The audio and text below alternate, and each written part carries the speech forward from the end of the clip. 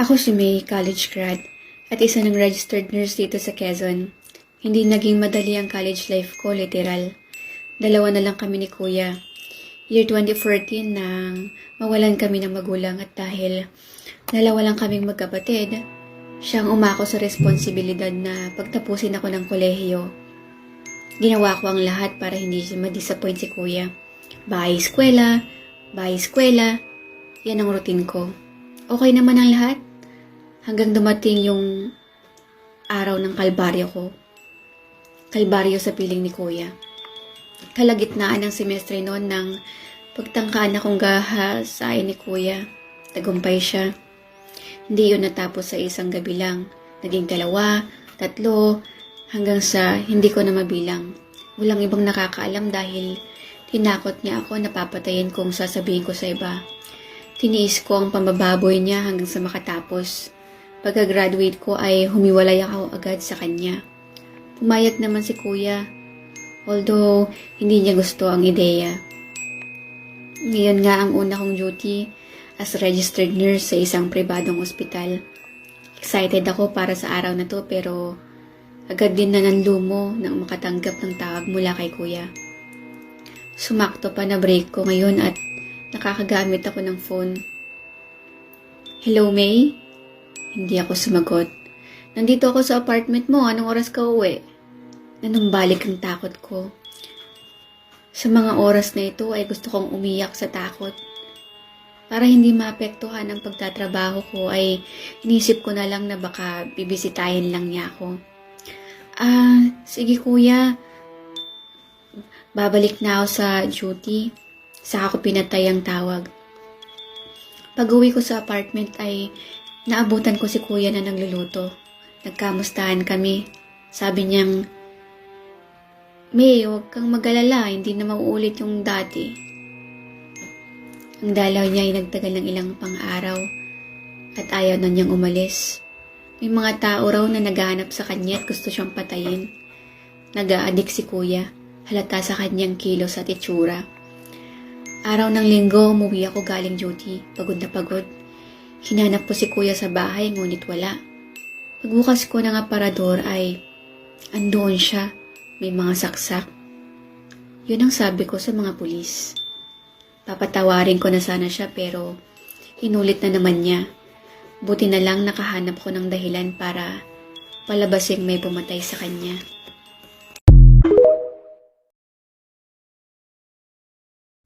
Nagbakasyon ako ng ilang linggo sa Baler. Wala akong pinagsabihan. Gusto ko lang mawala saglit. Magpahinga sa magulang buhay ko ng ilang araw. Nag-away na naman kami ni Mami.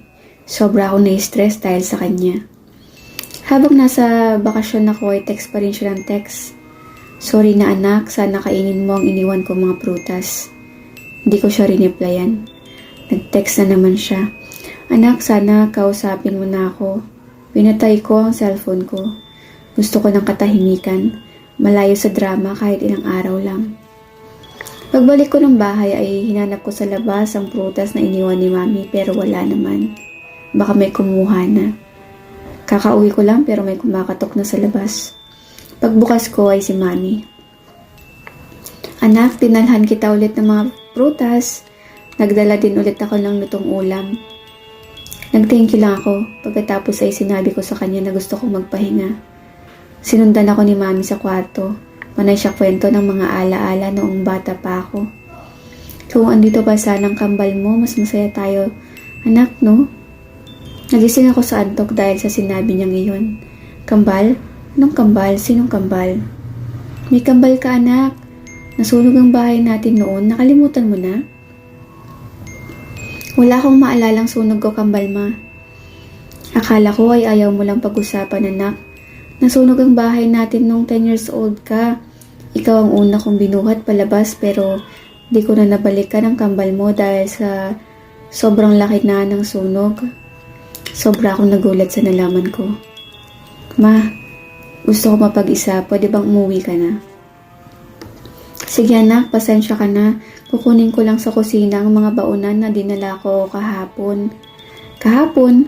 Wala naman ako dito kahapon, ma. Anong wala? Sabay pa nga tayong kumain ng tanghalian. Isang linggo na akong wala dito, ma. Nagpunta ako ng Baler, kakauwi ko lang. Pang-apat ko na nadalaw sa'yo ngayong linggo, anak. Huwag kang magbiro ng ganyan. Lumabas si mami at tumiretso sa kusina. Narinig ko siyang nagsalita. Paano ka nakapunta dito agad, anak? Agad akong tumakbo sa kusina. Ma, sinong kausap mo?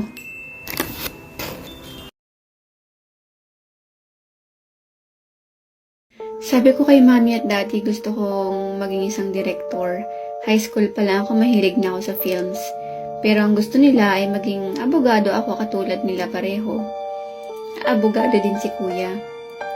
Kaya lang wala akong magawa kundi sumunod dahil hindi nila ako pag-aaralin kung hindi law ang kukunin ko.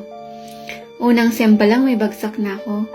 Binibigay ko yung best ko pero parang di talaga kaya ng utak ko ang law school. Hindi din ako masaya sa ginagawa ko. Kahit may mga bagsak ako, pinipilit pa din patapos sa akin ni mami at daddy. Ilang taon ako nag-aral ng law school. Hinapang ko makagraduate. Yung mga kabatch ko, pumasa na ng bar at nagpa-practice na. Ako, pag-graduate pa lang.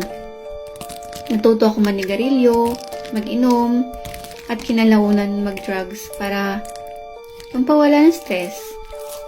Pinapasok ako sa rehab ng paulit-ulit ni mami at daddy, tapos law school ulit. Sukang-suka na ako. Hindi ako pumasa sa par exam. Ayoko nang ulitin. Nagmakaawa ako kay mami at daddy. Hindi ako pang abogado. Lahat ng gadgets ko ay kinonfiscate nila. Hindi ako makalabas ng bahay hanggat di dumadating ang next board exam. Mami, pansinin mo ako. Mami, parang mababaliw na ako dito sa bahay. Pwede bang maglakad-lakad lang ako sa labas? Nagbasa ako buong araw at gabi. Hindi ako iniimik ni mami. Mami, gusto ko sanang bumili ng ice cream doon sa may kanto. Saglit lang ako sa labas, mami. Gusto ko lang lumabas saglit, mami. Hindi ako kinakausap ni mami pero alam kong naririnig niya ako. Daddy, labas naman tayo saglit. Kainan tayo saglit sa labas. Promise ngayong taon papasa na ako sa board exam. Gusto kong lumabas, Dad. Hindi pa ako tapos magsalita ay linayasan na ako ni Daddy. Bakit ba walang pumapansin sa akin? Gusto kong lumabas. Palabasin niyo ako. Sigaw ko ng sigaw sa lungkot at galit nang biglang nagsalita si Mami. Anak, di ka namin kinulong. Ikaw ang ayaw lumabas.